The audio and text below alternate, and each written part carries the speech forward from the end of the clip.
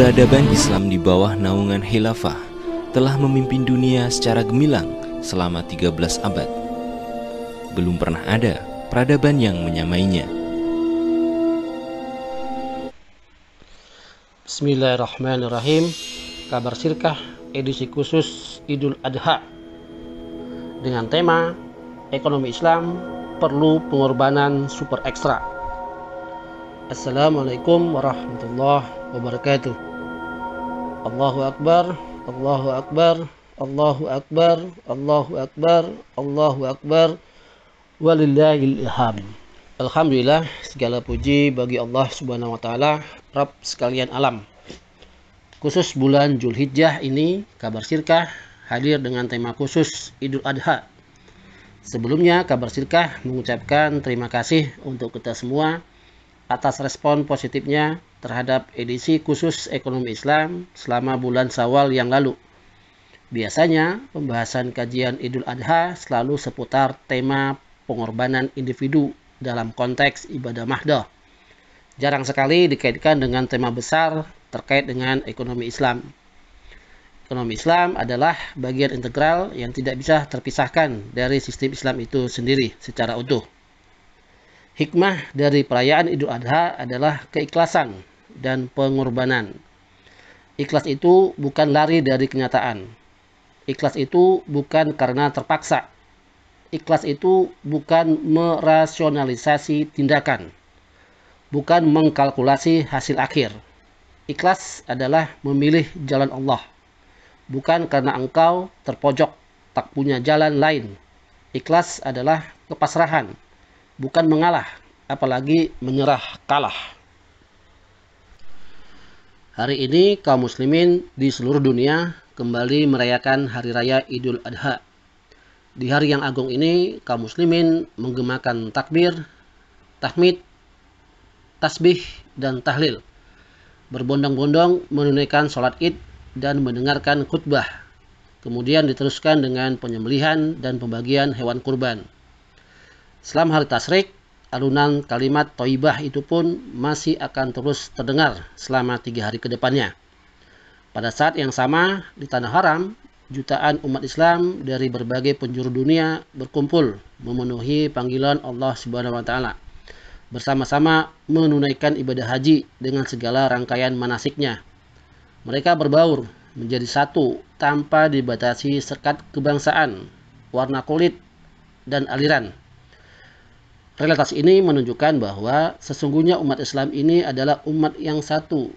Tapi faktanya sekarang ini ternyata tidak seperti itu. Persatuan umat baru sebatas wacana di pengajian-pengajian, di seminar atau di diskusi-diskusi kecil ataupun diskusi-diskusi yang besar. Apalagi sekarang diperparah dengan perbedaan penentuan kapan Idul Adha di negeri-negeri kaum muslimin. Kenapa ini bisa terjadi? Jelas, karena tidak adanya institusi penyatu. Ya, institusi penyatu, yaitu khilafah. Seperti dulu yang menyatukan semua negeri-negeri kaum muslimin dalam satu kepemimpinan. Perbedaan ini bukan sekedar perbedaan dalam memahami fikih semata, tapi sangat nyata dilatar belakangi oleh politik identitas, ego kebangsaan, ego negara state, warisan penjajah yang masih terus dipertahankan oleh antek-antek dan boneka-boneka penjajah di negeri kaum muslimin ini. Justru politik identitas nation state atau negara kebangsaan inilah sejatinya pemecah belah umat Islam. Tapi sayang, umat Islam benar-benar belum sadar dan siuman dari tidur panjangnya. Idul Adha yang umat Islam merayakan dengan sukacita perlu perenungan kembali dan pemahaman yang lebih dalam serta lebih jernih. Apa sesungguhnya esensi yang perlu umat Islam dapatkan? Apakah perayaan ini hanya sebatas seremonial setiap tahun, kering tanpa makna, dan aplikasi dalam bernegara yang masih terus carut-marut? Penduduk negeri ini adalah mayoritas umat Islam, tapi rasanya menjadi minoritas dalam hampir semua aspek kehidupan, terutama ekonomi. Ekonomi di negeri ini bukan umat Islam yang mendominasi, tapi malah didominasi oleh asing dan asing. Berapa nilai ekonomi perayaan Idul Adha setiap tahunnya? Sungguh sangat besar, bisa bernilai ratusan triliun rupiah. Jika ditelaah lebih dalam, siapa yang diuntungkan dari nilai ekonomi Idul Adha ini? Mari kita analisa dari hulu ke hilir. Di sisi hulunya, para produsen ternak besar adalah milik korporasi besar dengan dana besar yang didominasi oleh bukan umat Islam. Mayoritas umat Islam hanya peternak tradisional yang mempunyai ternak puluhan ekor. Bahkan ada yang hanya beberapa ekor ternak saja. Dari sisi suplai pakan ternak, jelas didominasi oleh pabrik-pabrik asing dan asing. Dari sisi obat-obatan untuk ternak, juga didominasi oleh asing dan asing. Di sisi hilir, distribusi ternak juga didominasi oleh konglomerasi besar asing dan asing. Sungguh ironis, umat Islam yang merayakan Idul Adha, tapi nilai ekonominya terbesar malah dinikmati dan dikuasai oleh pihak asing dan asing. Pertanyaannya, sampai kapan kondisi ini terus berlangsung? Setiap hari raya Idul Adha, kita selalu diingatkan tentang kisah ketundukan, ketaatan, dan pengorbanan Nabi Ibrahim alaihissalam dan putranya Ismail dalam menjalankan perintah Allah Subhanahu wa taala. Ketika Nabi Ibrahim alaihissalam diperintahkan untuk menyembelih putranya Nabi Ismail alaihissalam, keduanya segera bergegas melaksanakan perintah Allah. Tidak tampak sama sekali keraguan, keengganan, apalagi penolakan. Keduanya dengan ikhlas menunaikan perintah Allah Subhanahu wa taala. Pertanyaannya sekarang adalah, umat Islam yang diperintahkan Allah Subhanahu wa taala bersatu, karena umat Islam itu adalah ibarat satu tubuh yang tidak bisa dipisahkan. Tapi faktanya ada keraguan, ada keengganan, bahkan ada penolakan dari umat Islam itu sendiri untuk bersatu. Jelas mereka-mereka ini adalah masih mewarisi politik identitas kapitalis dan sosialis warisan penjajah. Jika ditanya secara jujur, apakah kita yang telah berkurban berupa sapi, domba, atau kambing benar-benar telah berkurban untuk ikut memperjuangkan wujudnya persatuan umat Islam? Padahal satu pelajaran penting dalam manasik haji berupa wukuf di Arafah adalah lambang persatuan umat Islam. Begitu jamaah haji kembali ke negerinya masing-masing, kembali ke habitat perpecahan dengan politik identitas negara bangsa atau nation state masing-masing warisan penjajahnya. Sesungguhnya masalah kesatuan umat Islam ini dalam satu kepemimpinan dan satu institusi negara khilafah merupakan masalah yang amat penting. Sedemikian pentingnya hingga perkara tersebut ditetapkan sebagai salah satu al-qaidiyah al-masyariyah atau perkara utama umat ini, yaitu perkara yang mempertaruhkan hidup atau mati.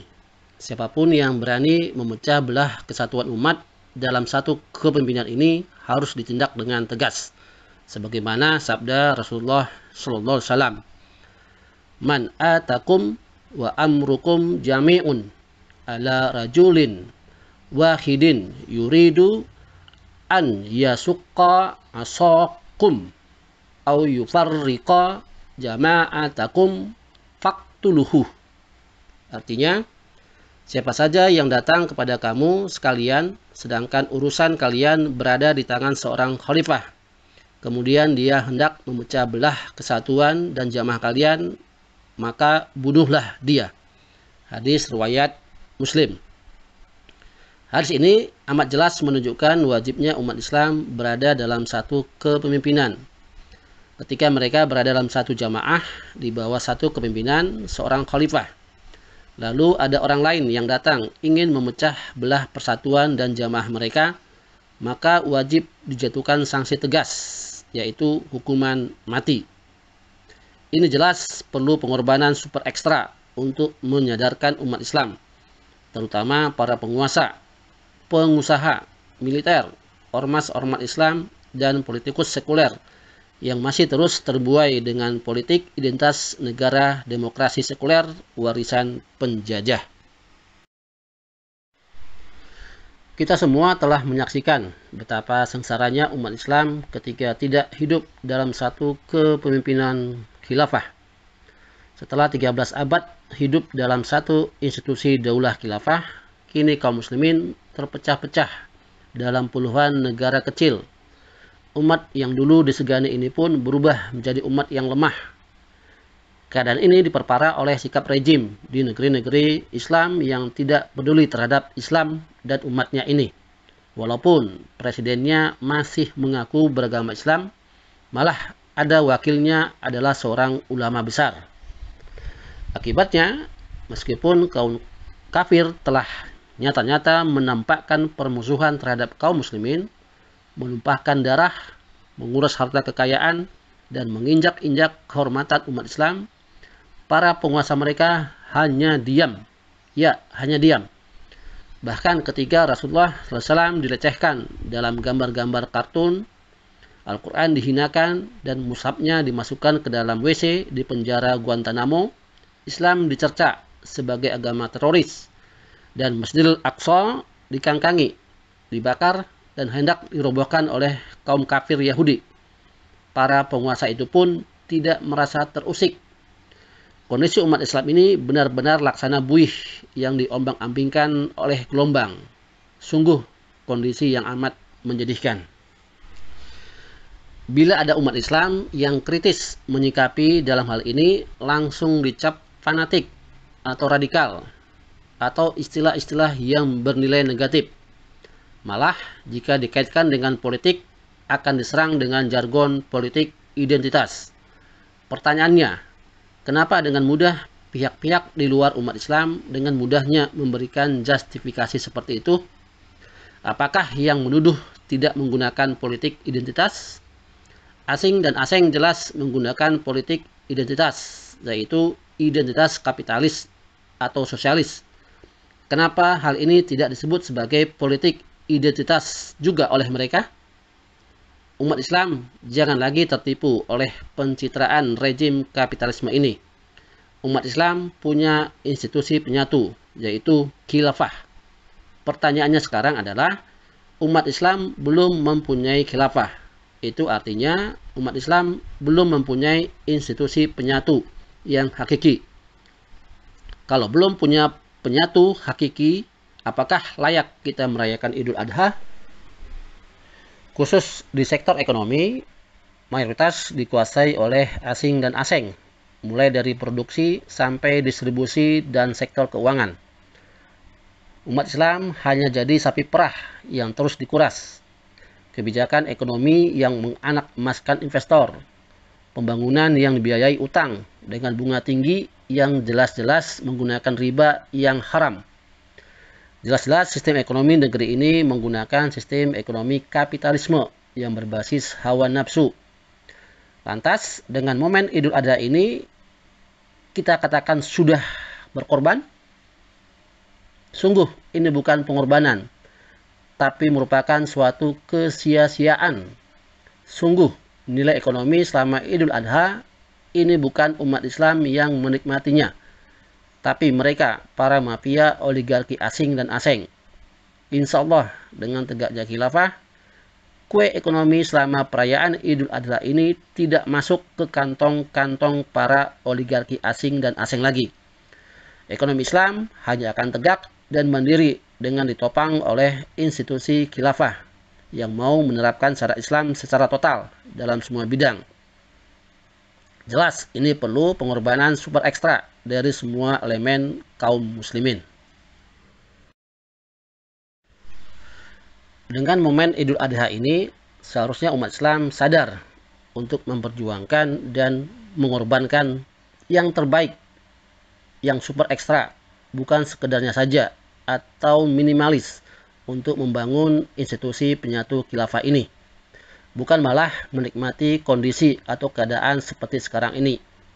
mestinya ikut berjuang sebagai implementasi esensi pengorbanan super ekstra yang dituntut oleh perayaan Idul Adha ini. Bukan malah ikut-ikutan menolak tegaknya khilafah dengan 1001 dalih yang sebenarnya adalah perpanjangan tangan kafir munafik. Mari kita menyambut seruan penegakan khilafah ini sebagai institusi penyatu umat Islam tanpa rasa takut atau malu. Karena para kafir dan munafik tanpa rasa malu dan rasa takut terus siang malam memerangi kita umat Islam. Allahu Akbar, Allahu Akbar, Allahu Akbar. Semoga kita menjadi lebih baik dan bermanfaat. Penuh keikhlasan, hanya berharap ridho dan rahmat Allah Subhanahu wa taala. Demikian, semoga bermanfaat dan membuka pemikiran umat Islam agar pengorbanan kita selama Idul Adha ini tidak sia-sia. Kabar Sirkah, akurat, mencerdaskan. Terima kasih. Wassalamualaikum warahmatullahi wabarakatuh.